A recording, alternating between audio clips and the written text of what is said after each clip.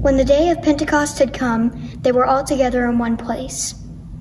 And suddenly, from heaven, there came a sound like the rush of a violent wind, and it filled the entire house where they were sitting.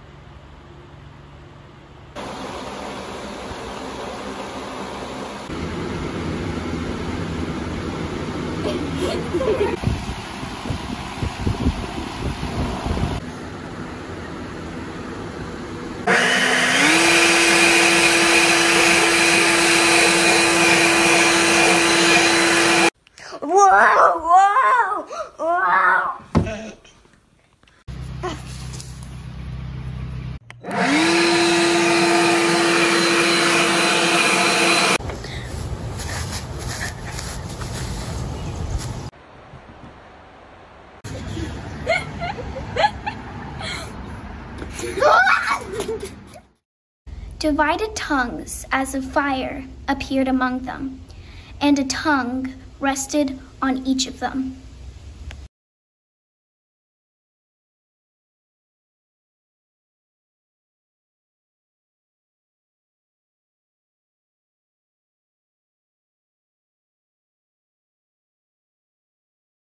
All of them were filled with the Holy Spirit and began to speak in other languages as the Spirit gave them ability.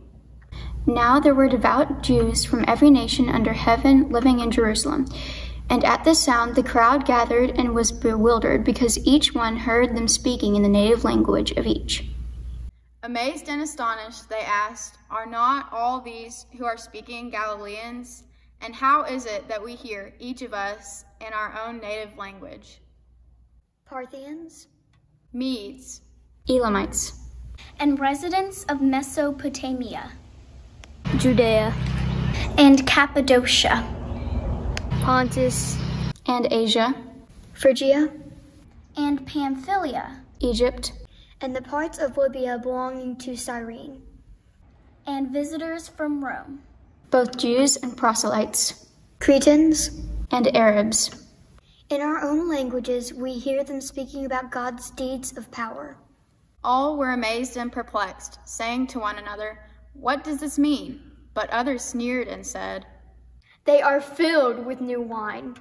They are filled with new wine. But Peter, standing with the 11, raised his voice and addressed them.